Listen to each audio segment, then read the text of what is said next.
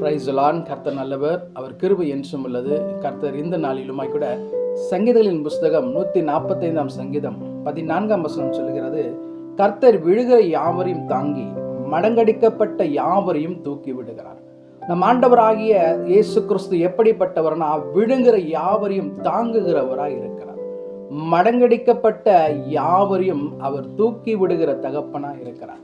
இந்த உலகத்துல வாழ்ந்து கொண்டிருக்க எந்த மனுஷனும் ஏதோ ஒரு காரியத்துல விழுந்துட்டு அதிலிருந்து மீண்டு வராதபடி தன்னுடைய வாழ்நாட்களில் அவன் வாழ்ந்து கொண்டு இருக்கிறதை நம்மளால பார்க்க முடியும். வேதம் சொல்லுகிறது, யாவரையும் கர்த்தர் தாங்குகிறவராய் இருக்கிறார். இந்த உலகத்துல மடங்கடிக்கப்பட்டு விழுந்து போய் இருக்கிற ஒவ்வொருவரையும் கர்த்தர் எப்படியா இருக்கிறார், அவன் தூக்கி விடுகிற தகப்பனா இருக்கிறார். நம் ஆண்டவர் இப்ப இல்ல, வேதம் சொல்லுகிறது, நம் தாயின் கருவில் உருவாகும் முன்னே நம்மளை எப்படிப்பட்டவராய் இருந்தாரா, நம்மளை தாங்குகிறவராய் இருந்தார். நம்மளை தூக்கி சுமக்கிற தகப்பனா இருக்கிறார். அவர் தான் நம்மை பார்த்து சொல்லுகிறார், நாம் விழும்போது நம்மளை தாங்குகிறவராய் இருக்கிறார்.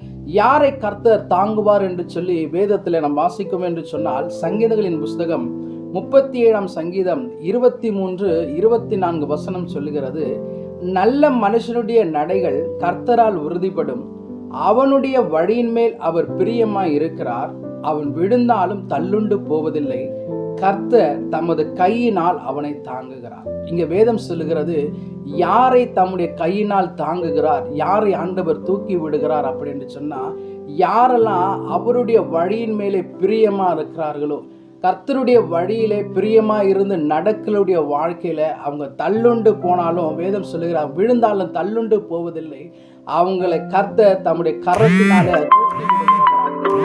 தூக்கி சொன்னால், அநேக காரியங்களில யாரெல்லாம் கர்த்தருக்கு பிரியமா இருக்கிறவங்க அவர்களெல்லாம் கர்த்தர் எப்படிப்பட்டவராக இருக்குன்னா, தூக்கி விடுகிற தகப்பனா இருந்திருக்கிறார்.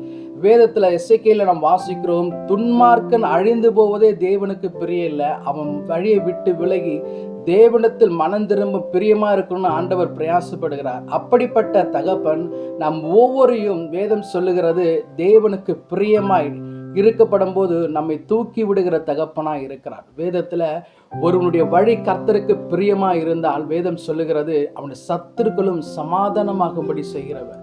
நம் ஆண்டவருக்கு நாம் பிரியமா இருக்கப்படும் போது, நம் விழும்போது கர்த்தர் நம்மை தூக்கி விடுகிறவராய் இருக்கிறார். நாம் மடங்கடிக்கப்படும் போது கர்த்தர் நம்மளை தாங்குகிற தகப்பனா இருக்கிறார். இதுவரை நம்மளை தாங்கி ஏந்தி சுமந்து தப்புவித்து வந்தவர்.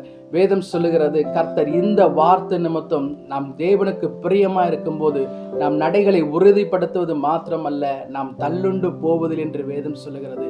கர்த்தர் தம்முடைய வலது கரத்தினால் நம்மை தாங்குகிறவராக இருக்கிறார்.